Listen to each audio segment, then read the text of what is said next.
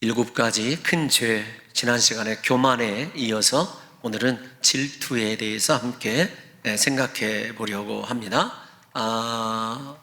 여자의 질투는 많고 남자의 질투는 강하다, 이런 표현이 있습니다. 제 생각에 상당히 일리가 있는 것 같아요. 남자이든지 여자이든지 질투가 그 속에 있다는 것을 이야기합니다. 신학자들이 왜 질투를 교만에 이은 두 번째 큰 죄라고 그랬나를 생각해 보니까 질투를 먼저 이렇게 정의를 했더라고요. 감정을 동반하는 죄다. 그래서 그 감정이 이성을 삼키는 죄, 이렇게 이야기를 했어요. 그러니까 이 질투라고 하는 감정이 한번 들어오면 모든 이성을 마비시킬 만큼 굉장히 큰 위험한 죄로 그렇게 신학자들이 다루고 있더라고요. 예를 들면 이 질투로 생겨난 감정이 우리의 모든 이성을 다스리는 그 장면에 대해서 앵거스 윌슨이라고 하는 이 설교가가 7가지 이 죄악 자체를 비유하면서 그 속에서 질투를 이렇게 이야기했어요. 정욕이, 예를 들면 정욕, 이따 나중에 얘기할 거거든요. 충혈된 눈동자라면 탐심은 올챙이 배와 같다. 그러니까 이렇게 계속해서 이게 불어난다는 거죠. 탐심은. 교만이 낙타에, 이게 우리 정서가 아니라서 저도 솔직히 제대로 이해를 못합니다. 낙타를 보기는 보았어도 이 교만을 낙타의 코라고 얘기한다면 이 질투는 뭐라고 할까요? 이 경련? 이런 거, 이게 얼굴이 심하게 떨리는 그런 얼굴이다. 그러니까 코와 이 교만과 그 다음에 이 질투가 함께 작용하는데 그렇게 경련이 일어날 정도로 분노가 혹은 우리에게 이야기하는 감정이 우리의 모든 것들을 다 그렇게 집어삼키는 것을 이야기하고 있습니다. 오늘 질투의 대명사 사울과 다윗의 관계에 여러분들이 충분히 상상하셨을 그 내용이라고 생각이 되어집니다. 오늘 본문 6절을 먼저 띄워놔 주시면, 6절을 한번 띄워놔 주세요. 사실 우리가 그 6절을 바라보면 무리가 돌아올 때 한번 읽어볼까요? 시작. 무리가 돌아올 때 곧 다윗이 블레셋 사람을 죽이고 돌아올 때에 여인들이 이스라엘 모든 성읍에서 나와서 노래하며 춤추며 소고와 경새를 가지고 왕 사울을 환영하는데, 저 말씀이 상당히 모순입니다. 왜 모순이냐면 하나님의 말씀 자체가 모순이라는 이야기가 아닙니다. 우리가 감정상에 어디서부터 질투가 들어왔는지 첫 번째 제가 생각할 때는 사울이 느끼는 모순이에요. 모순. 왜 모순이냐면 분명히 앞에 무리가 돌아올 때, 다윗이 블레셋 사람을 죽이고 돌아올 때, 그 전쟁에서 승리한 사람은 누구로 알려져 있어요? 다윗으로 알려져 있습니다. 그런데 사람들이 누구를 환영해야 되냐면, 자 읽어보십시오. 끝에 시작. 시작. 왕 사울을 환영하는데, 이게 문제예요. 전쟁에서 승리한 사람은 따로 있는데 백성들이 환영해 줘야 될 사람은 누구냐면 사울 왕이거든요. 이 모순에서 다시 거듭 말씀드립니다. 하나님의 말씀에 모순이 있는 것이 아니라 상황이 사울에게는 상당히 모순적이라는 거죠. 마찬가지로 다윗에게도 모순적입니다. 왜냐하면 자신이 왕이었고 자신이 블레셋 사람을 물리치고 예를 들면 골리앗을 이기고 돌아왔다고 한다면 자기가 사람들에게 칭송받는 거 아무런 문제가 안 돼요. 그런데 전쟁에서 승리한 사람은 따로 있는데 우리가 잘 알듯이 사울은 피해 있고 숨어 있었던 아주 뭐라고 할까요? 인간적으로 보면 유약한 사람 아니었습니까? 그런데 다윗이 물리치고 승리하고 돌아오는 그 상황에서 백성들에게도 난감한 거예요. 원칙적으로는 다윗을 환영해야 맞은데 왕 사울이 있기 때문에 왕을 이게 환영해야 되거든요. 이런 사울과 다윗의 모순적 상황이 무엇을 야기시키는 촉매자가 되었냐면 질투를 야기시키는 촉매자가 되었다는 것입니다. 그래서 이제 그 여인들이 7절 우리 다 같이 한번 읽어볼까요? 7절 시작. 여인들이 뛰놀며 노래하여 이르되 사울이 죽인 자는 천천히요 다윗은 만만이로다 한지라. 아멘. 이 여인들의 이 노랫소리가 춤을 추면서 온 성읍에서 사람들이 나와서 이 여인들이 춤을 추는데 문제는 무엇이냐면 순서가 뒤바뀌었어요. 그냥 예를 들면 사울을 환영해야 되긴 하는데 다윗이 실제 주인공인 건 모든 사람들이 다 압니다. 만약에 여인들이 그냥 다윗이 죽인 자가 천천이고 사울이 죽인 자가 만만이다 이렇게 왕을 환영하기로 했으니까 초점을 왕에다 맞춰주면 좋은데 사람들 심리가 그것 아니거든요. 누가 진짜 승리자이고 누가 이스라엘을 구한 사람이지 알기 때문에 그들 입에서 아무 생각 없이 그냥 느끼는 감정이 나왔던 것 같아요. 문제는 무엇이냐면 이것이 이스라엘의 역사를 바꿀 만큼 커다란 화근이 되었다는 것입니다. 여자들의 노랫소리가 이스라엘의 역사를 바꿀 만큼 커다란 화근이 된 거예요. 우리가 이제 8절을 한번 읽어볼까요? 왜 그렇게 되었는지 시작. 사울이 그 말에 불쾌하여 심히 노하여 이르되 다윗에게는 만만을 돌리고 내게는 천천만 돌리니 그가 더 얻을 것이 나라 말고 무엇이냐 하고. 여러분 여기 이제 중요한 차이점이 있어요. 어떤 거냐면 왕을 환영한다고 그랬는데 칭송은 누가 받았어요? 이제 그 모순이 이제 한 발짝 발전해서 다윗이 받게 되었어요. 그러니까 그런 모순적인 상황에서 사울이 불쾌함을 느끼는 건 당연한 것 같아요. 제 자신도 그럴 것 같습니다. 불쾌하죠. 그리고 노하는 것조차도 이제 다음 주에 분노에 대해서 살펴보겠지만 이해가 갑니다. 근데 문제는 무엇이냐면 그 질투라는 감정에 의해서 아직 일어나지 않은 미래에 대해서 확신하기 시작했다는 것이 문제예요. 어떤 거냐면 나라 말고 무엇이냐, 그 미래 일이거든요. 아직 일어나지 않은 일이에요. 질투가 무서운 것은 어떤 것이냐면 현재의 상황뿐만 아니라 미래에 일어나지 않을 것까지도 영향력을 끼치기 때문에 질투가 이렇게 무서운 것입니다. 먼저 우리가 사울을 한번 생각해 볼까요? 객관적으로 사울을 생각해 보면 사울은 다윗보다도 훨씬 준수한 사람이었어요. 우리가 잘 아는 대로 외모 면에서도 그렇고 이때 전까지 골리앗과 블레셋 전투 전까지는 사울이 얼마나 유능한 사람인지 그리고 이스라엘 사람들이 사랑하는 사람인지를 저와 여러분들이 한번 잘 알고 있지만 확인해 볼까요? 사무엘상 9장 2절을 한번 읽어보겠습니다. 시작. 기스에게 아들이 있으니 그의 이름은 사울이요 준수한 소년이라 이스라엘 자손 중에 그보다 더 준수한 자가 없고 키는 모든 백성보다 어깨 위만큼 더 컸더라. 여러분 준수하다는 말은 단순히 육체적으로 용모를 나타내는 말이 아닙니다. 성품 모든 면에서 탁월했고 외모는 딱 잡아서 얘기한 거예요. 키가 다른 사람 이 머리 하나가 더 있는 거예요. 그러니까 최소한 20cm 이상 더 큰 거죠. 여러분 키가 180이라고 한다면 2m 정도 되는, 어디에 가도 저 말은 무엇이냐면 돋보이는 사람이었어요. 거기에다가 우리가 그 사울의 인생을 추적해 보면 예의도 있었고 겸손했던 사람입니다. 예를 들면 아버지 기스가 나귀를 잃어버렸을 때 찾아오라고 하죠. 그런데 그가 선견자를 만나서도 얼마나 겸손하게 그에게 묻고 그가 인도하는 대로 따르고 잘하는 대로 사무엘 앞에서도요 얼마나 기가 막히게 대답을 잘했는지 몰라요. 지혜도 있었습니다. 여러분 거기에다가 사무엘이 그를 왕으로 삼기 위하여 기름을 부을 때 감당할 수 없다고 진짜 겸손하게 자기 자신을, 옛날 성경이 훨씬 은혜스러워요. 어떤 일종의 행구, 소가 끄는 달구지 뒤로 숨었던 사람이 누구냐면 겸손하게 사울 왕이었습니다. 우리 사무엘상 9장 21절 한번 읽어보겠습니다. 시작. 사울이 대답하여 이르되 나는 이스라엘 지파의 가장 작은 지파 베냐민 사람이 아니니이까 또 나의 가족은 베냐민 지파 모든 가족 중에 가장 미약하지 아니하니이까 당신이 어찌하여 내게 이같이 말씀하시나이까 하니. 여러분 저 말씀을 생각해 보세요.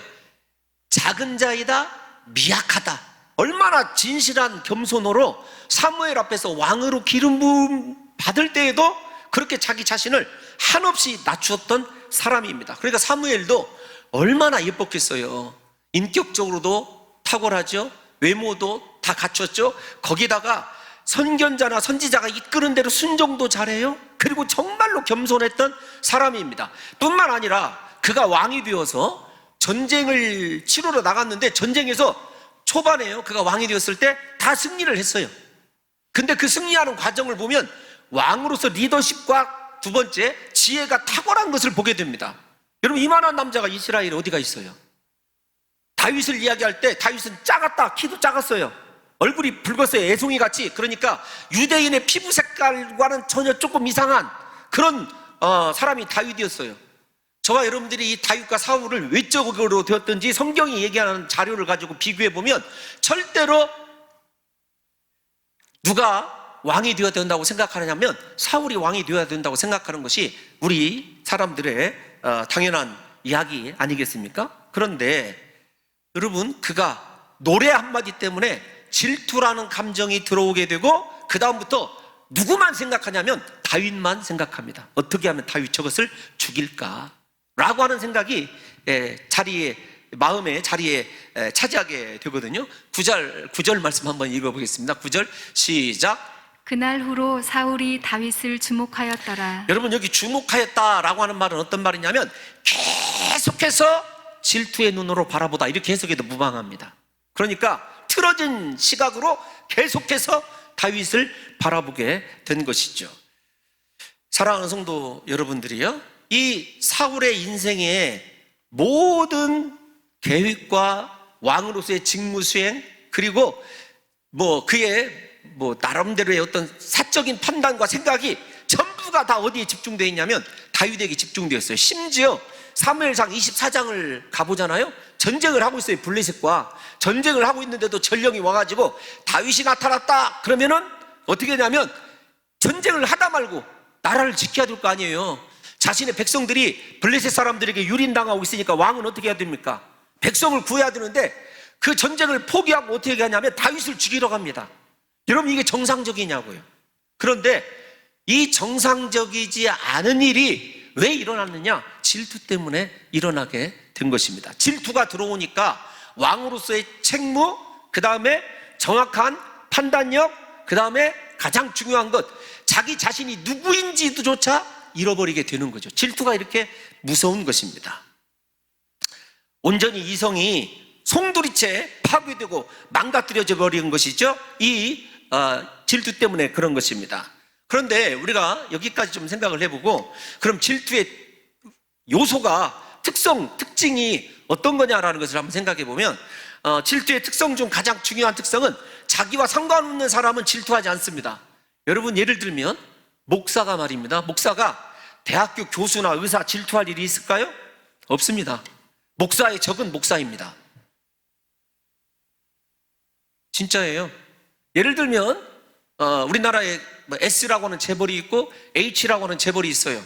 가깝게 서로 지낸다고 그래요. 그런데도 우리는요, 같은 동종에 있으면 사촌이 같은 혈육이에요. 논사하면 어디가 아프죠? 여러분, 그게 다 우리와 관련 있는 사람에 대해서만 아픈 거예요. 예를 들면 제가 그 포도농사 하시는 분이 직장인 질투할 일이 있습니까? 없습니까? 마스크까지 쓰고 뭐라고 얘기하냐면, 너 빨리 끝내는 게 은혜다. 지금 너 그런 막 레이저 눈빛만 저에게 사정없이 보내고 있어요. 제가 여러분들에게 솔직히 말씀드렸잖아요. 목사의 적은 목사입니다. 위하는 것 같으죠? 아닙니다. 그러니까 다른 분들이 그런다는 것이 아니라 제가 그러는 거예요. 제가 대부분이 같은 분야에서 같은 배경을 가지고 있는 사람이 질투할 수밖에 없어요. 우리 학생들도 몇 분 계신데, 우리 학생들 누구를 질투합니까? 예를 들면 여러분들이 누구죠? 아이유를 질투할까요? 아닙니다. 옆에서 수학 문제 하나 더 잘 푸는 애 질투하게 돼 있어요. 그런 거죠. 제가 잘은 모르겠지만, 제가 잘은 지금 모릅니다. 갤럭시 S12라고 합시다. 예를 들면 가지고 있는 사람이, 여러분 새로 나온 그 아이폰 12 가지고 있는 사람 부러워하게 돼 있어요. 잘못했어요. 제가 지금 설교가 우리 학생들 초점 맞추다가 안 된 거예요, 지금. 우리에게 상관없는 일에 대해서는 절대로 질투를 느끼거나 부러워하지 않는다는 거예요. 예를 들면 성경에 나타난 질투의 사례를 한번 찾아볼까요? 시간이 가지만 좀 도움이 될 듯 싶어서 우리가 시편 106편 16절에서 18편 한번 읽어봅시다. 시작.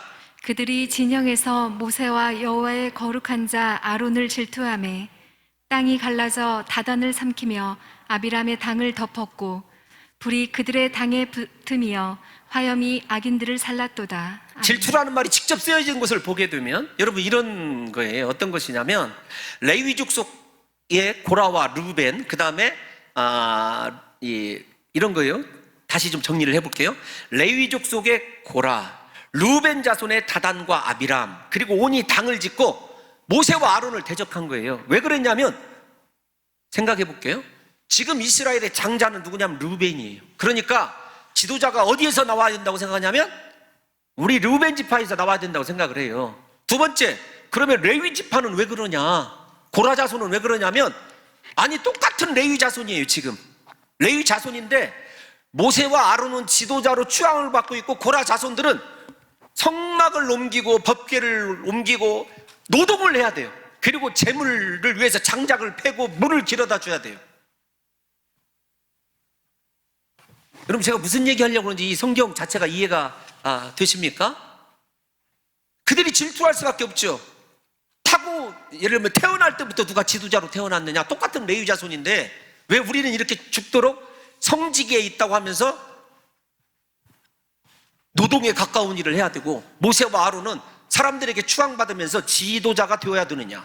루벤 입장이나 고라 자손 입장이나 똑같은 거예요. 나도 지도자의 몫이 있다라고 생각하는 공통적인 면에서 질투가 일어나는 것이고, 고라 자손은 특별히 더욱 그런 것 아니겠습니까? 사랑하는 성도 여러분들이요, 결국 질투 때문에 그들은 어떻게 됐냐면 대적하고 당을 지었다가 멸망을 하고 말았어요. 제가 무엇 때문에 이 이야기를 읽어드리냐면 질투의 시작은 관계 있는 데서 일어난다. 질투의 끝은 무엇이냐면 멸망이에요. 자기 멸망. 그걸 좀 생각해 보려고 합니다. 일단은 여러분들과 제가 하나 더 생각해야 될 것이 있어요. 그 과정을 살펴보기 전에 어떤 거냐면 질투의 시작과 끝이 이럴진데 자기와 관계가 있고 그 다음에 마지막에 멸망이 있진데, 그러면 질투는 왜 생기느냐를 한번 생각해 보려고 그래요. 우리는 질투가 인생에 느끼는 물론 본성입니다. 사람이 본성이에요. 정말로 제가 앞에서 말씀드린 대로 저보다 목표 잘하는 사람, 비슷한데 잘하는 사람, 복받고 막 그런 사람 보면 부럽습니다. 부러움을 뛰어넘어 질투도 할 때가 있을지도 몰라요. 실제적으로 그럴 때가 있을 것 같아요. 제 마음속에 그렇게 질투를 느낄 만큼은 없었지만 있을 것 같아요. 예를 들면 제가 이렇게 분당 우리 교회 이찬수 목사님을 질투하느냐, 그래 본 적이 한 번도 없어요. 송태근 목사님을 질투하느냐, 그러잖아요. 같은 관계에 있어도. 왜 그런가라고 하는 것을 조금 이따 말씀드리는데, 중요한 건 질투라고 하는 것을 오늘 이 본문을 찾아보면 질투의 배후에는 영적인 문제가 있어요. 악한 영이 존재하고 있다는 것을 아셔야 돼요. 그래서 우리가 질투를 경계할 때 교만과 질투를 한번 내놓고 생각을 해보면, 교만은 나를 악한 영에게 파는 행위라고 한다면 질투는 악한 영에게 완전히 지배당하는 것이 질투예요. 이게 조금 다르더라고요, 제가. 근데 그것을 여러분들에게 잘 알아듣게 설명하려면 시간이 조금 필요해요. 은사가 제가 잘 설명하는 은사가 없어서. 우리가 오늘 본문 10절 한번 읽어볼까요? 읽었던 10절 시작. 그 이튿날 하나님께서 부리시는 악령이 사울에게 힘있게 내림에 그가 집안에서 정신없이 떠들어대므로 다윗이 평일과 같이 손으로 수금을 타는데 그때에 사울의 손에 창이 있는지라. 아멘. 여러분, 질투하고 나서 악한 영이 임한 것이 아니라 악한 영 때문에 질투를 하게 되는 거예요. 그래서 그걸 우리가 말씀으로 바로잡는 것이 중요합니다. 우리를 말씀으로 바로잡는 것이 중요해요. 앞에서 제가 이 부분을 손대기 전에 뭐라고 말씀을 드렸냐면, 질투의 끝은 우리가 잘 아는 대로 르우벤 지파나 고라 자손이나 온 자손이나 다 멸망당했다. 질투의 끝은 자기를 멸망시키는 거예요. 이걸 일단 아셔야 됩니다. 여러분, 미리 좀 건너가 볼까요? 사울의 최후가 어떻게 됐죠? 우리가 잘 아는 대로 포로가 되기 싫어서 스스로 목숨을 끊게 되잖아요. 그러니까 질투의 끝이, 사울의 인생은 초반에는 모든 사람에게 칭찬받았다가 40년은 질투에 의해서 희생당했다가 결국은 스스로 목숨을 끊은 거예요. 그게 질투의 열매입니다. 그러니까 우리가 질투에서 벗어나는 것이 얼마나 중요한 일인가를 저와 여러분들이 생각해야 됩니다. 설교를 준비하면서 어떤 이 탈무드에 나오는 이야기인데요, 질투를 이렇게 비유를 했더라고요. 한 집에 주인에게 사랑받는 염소와 나귀가 있었어요. 근데 주인은 더욱더 나귀가 힘든 일을 하고 자기와 하는 시간이 많으니까 나귀를 사랑했어요.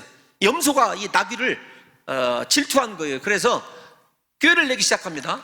나귀에게, 야, 우리 주인은 못됐어. 너에게 항상 힘든 일만 시키고 너를 부려먹기만 하잖아. 근데 말을 들어보니까 이제 점점점 넘어가기 시작하는 거예요. 나귀가 그럴듯한 거예요. 그러니까 이제 그러면 어떻게 해야 되겠니? 염소에게 물어보니까 너 개울을 무거운 짐을 짓고 가다가 개울에서 넘어지는 척을 해라. 그러면 너를 다시는 안 부려먹을 거다. 이렇게 얘기를 했어요. 사실 염소는 더 이상 쓸모가 없어졌으니까 나귀를 팔을 것이라고 생각을 한 거예요. 근데 이 주인이 나귀를 너무 사랑을 했어요. 그래서 넘어지니까 의사를 데려왔어요. 일종의 의사를 데려와서 뭐라고 물어봤냐면, 아니 이렇게 일 잘하던 이 착한 나귀가 어느 순간에부터 이렇게 약해져서 넘어집니다. 어떻게 해야 될까요? 그러니까 염소 간을 구해서 먹이십시오.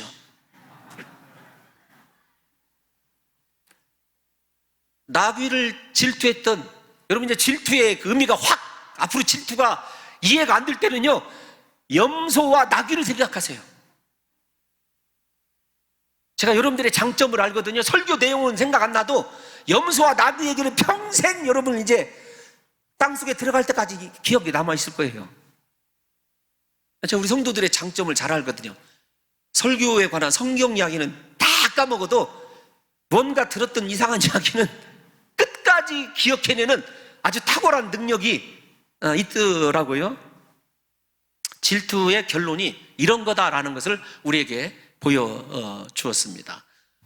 사랑하는 성도 여러분, 질투는 이렇게 우리를 패망시키는 것이고 멸망시키는 거예요. 그래서 질투의 감정이 생겼을 때 어떻게 해야 되느냐? 성경은 뭐라고 얘기하냐면, 여러분, 나를 구원하신 주님을 생각하고, 너무 원론적인 이야기 같지만 주님이 나도 사랑하신다, 나 같은 자도 주님이 구원하셨다라고 하는 신앙의 기본을 기억을 하셔야 돼요. 다른 사람이 자꾸 눈에 밟혀요. 다른 사람 목표가 자꾸 눈에 들어와요. 그러면 나에게도 저 사람에게 없는 남다른 은혜가 내게 있다라는 생각을 하는 것이 좋아요. 마찬가지입니다. 옆에 있는 김 집사, 죄송해요, 여러분들의 속마음을 제가 해석을 하는 거예요. 김 집사, 저것은 무슨 복이 있길래. 여러분, 그런 마음 가질 때마다 하나님께서 반드시 나에게 주신 은혜가 있다. 아무것도 은혜가 아닌 것 같아요. 몸도 아프고 남편은 속썩이고 자녀들은 틀어지고, 그럴 때 어떻게 생각하냐면, 그래도 내게 천국이 있다. 나를 위하여 예수님이 십자가에 못 박혀 죽으셨다. 그 은혜를 회복하는 것이, 앞에서 뭐라고 그랬습니까? 악한 영에게, 질투의 영에게 우리 스스로를 내어주지 않는 중요한 결과라는 사실을 잊어서는 안 된다는 것입니다. 그래서 사랑하는 성도 여러분들이요, 다른 사람이 자꾸 눈에 들어올 때마다 십자가에 나를 위하여 못 박혀 죽으신 예수 그리스도를 바라봐야 한대요. 이거 제 얘기가 아니고 책에 나와 있는 거 그대로를 여러분들에게 옮겨드리는 것입니다. 두 번째, 여러분, 앞에서 조금 말씀드린 것과 비슷한데, 하나님이 이제 설명을 해드리면 이런 거예요. 5달란트, 2달란트, 1달란트 맡은 자들을 했을 때, 어떤 사람에게는 주인이 5달란트를 주고, 어떤 사람에게는 2달란트를 주고, 어떤 사람에게는 1달란트를 주었는데 각각 재능을 따라 주었다 그랬어요. 마태복음 25장을 우리가 새벽에 공부했잖아요. 그러니까 무슨 말이냐면, 지금의 내가 존재하는 것은 하나님의 작품이에요. 이 이야기할 때마다 저도 상당히 주님께 참 마음이 아플 때가 많이 있어요. 그런 면에서 서운해하려 할 때가 많이 있습니다. 예? 목사로서 그렇지 않습니까? 좀 건강도 하기도 하고, 예를 들면 설교도 잘하고 찬양도 잘하고 모든 것이 다 탁월하면 좋죠. 행정도 잘하고. 그런데 제가 곰곰이 생각해 봤어요. 잘하는 것 때문에는 은혜를 받지 못했던 것 같아요.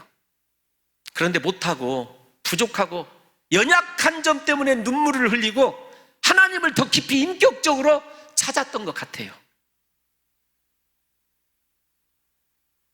사랑하는 성도 여러분들이에요. 그래서 이걸 생각하셔야 됩니다. 어떤 것이냐면, 5달란트 있는 사람을 질투하거나 부러워하지 마시고, 내게 있는 1달란트, 나는 이것만 잘 감당하면 된다 라고 하는 확신을 좀 가지세요. 내게 있는 것만 잘 감당하면 돼요.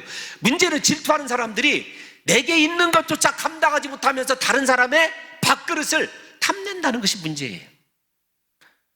본론으로 돌아가 볼까요? 본문으로. 만약에 사울이 그렇게 나라 말고는 이제 나라도 다윗에게 가게 되었다, 이렇게 생각하지 않고 그 노랫소리를 듣고도 자기가 왕으로서 끝까지 직무를 잘했다고 한다면 어떻게 되었을까요? 답은 뻔하지 않습니까? 질투는 우리에게 우리의 있는 것마도 인식하지 못하게 하고 우리가 할 일을 못하게 하는 것이 질투예요. 그러니까 다른 사람 부러울 시간에 내게 있는 것 가지고 하나님 앞에서 어떻게 충성할까, 어떻게 주님만 바라볼까를 고민해야 된다는 것입니다. 또 하나, 세 번째, 어렵지만 여러분, 넉넉한 마음으로 그 사람을 누가 되었든지 축복하는 마음을 가져야 된대요. 예를 들면 이렇게 쓰여져 있더라고요. 어떤 거냐면, 사울은 다윗을 미워하고 죽이려 했지만 다윗은 사울의 집안을 축복했어요. 요나단을 사랑한 것을 생각해 보십시오. 이게 진정한 하나님의 사람의 태도라는 거예요. 그러니까 여러분, 정말로 저거 꼴보기 싫어 죽겠어, 미워 죽겠어, 질투나 죽겠어, 그런 사람을 어떻게 한다고요? 악한 영에게 지배 안 받으려면 더 많이 축복하라는 거예요. 어렵지만 한번 해보세요. 이건 의지의 문제예요. 그래서 질투는 심각한 죄이지만 우리의 의지에 따라 달려져 있어요. 근데 그 의지가 신앙의 의지라는 거죠.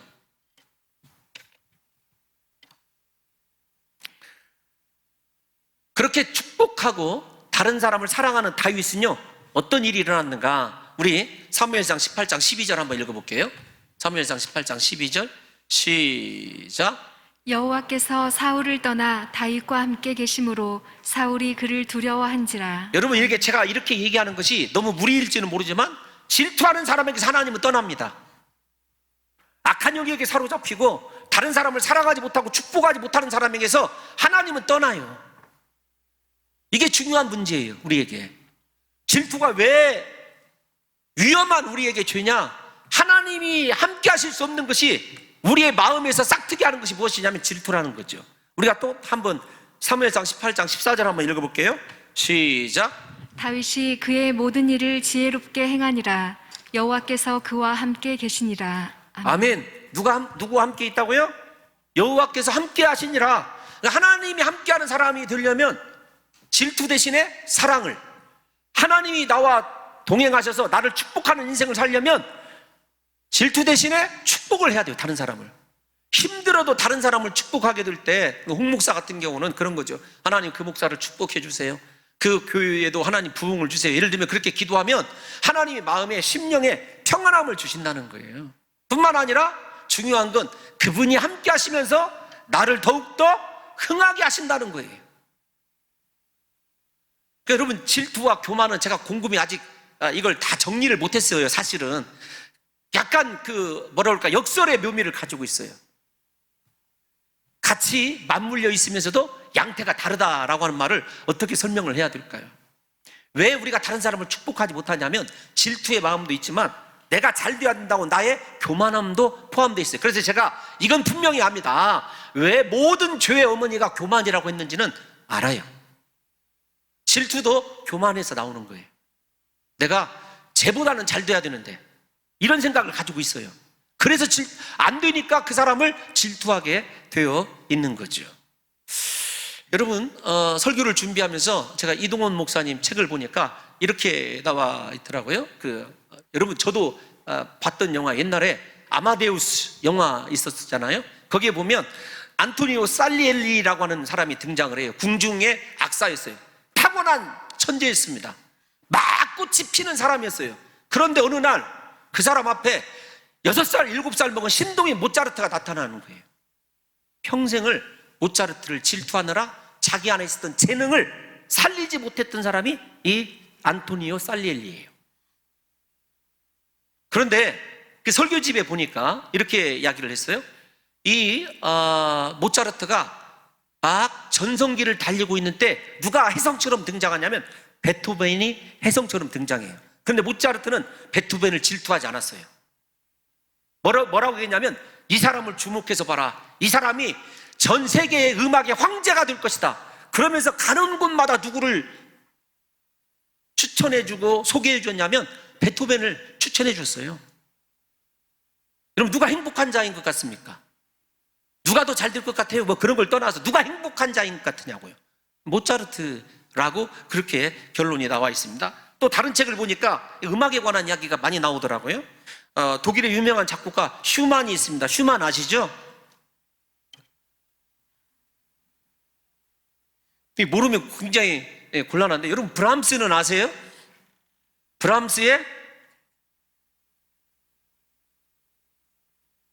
현악 사중주 뭐 이런 거 들어보셨어요? 여러분 그런 거 들어도 절대 죄가 아니에요. 우리 성도들은 오로지 그냥 찬송가. 제가 얘기하고 싶은 건 그런 것이 아니라, 여러분이 슈만같이 탁월한 재능을 가진 음악가가 브람스를 만났을 때 그는 브람스를 데뷔시키기 위해서요 자신의 온갖 노력을 다합니다. 그리고 브람스를 자기보다 훨씬 큰 인물로 만들어줬어요. 훗날에 이 슈만이요 정신병으로 고통을 받게 돼요. 그런데 그의 일생을 누가 책임져 주냐면 브람스가 책임져 줘요. 여러분 이런 걸 바라보면서 우리에게 질투가 얼마나 위험한가. 그 질투를 이기는 것은요, 나보다 탁월한 사람을, 똑같이 음악계에 있지만 탁월한 사람을 만났을 때 축복해주고 키워주고 그 뒤에서 역사하시는 하나님을 인정하는 것이 질투의 사슬에서 벗어나는 유일한 길이라는 것을 저와 여러분들이 아셔야 됩니다. 이렇게 이제 조금 더 설교를 길게 할 수가 없어서, 왜 길게 할 수 없냐면 미천이 없어요. 저는 질투를 모르는 남자라. 얼마나 여러분 간교합니까? 속에 질투 덩어리거든요. 저 뒤끝 쩔어요. 만약에 이렇게 됐으면 어떨까요? 이제 설교를 여러분 악한 영에게 지배받지 아니하고 질투를 통해서 하나님이 나를 떠나게 하는, 그리고 그 질투의 마지막이 나의 참담한 패망인데, 그렇게 질투가 위험한 것이라는 것을 알았다. 그러면 내가 질투하는 사람을 축복해야 된다. 내 안에 있는 것 감사하면서 오직 하나님의 은혜를 가지고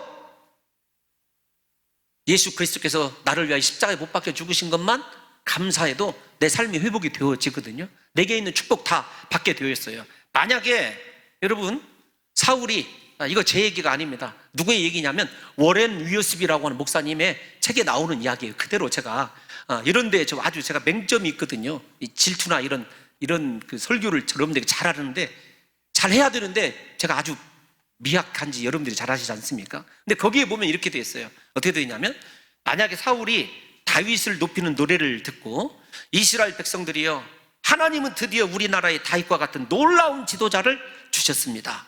다윗을 주신 하나님을 찬양하십시다. 다윗은 이스라엘의 미래입니다. 하나님이 세우신 사람입니다.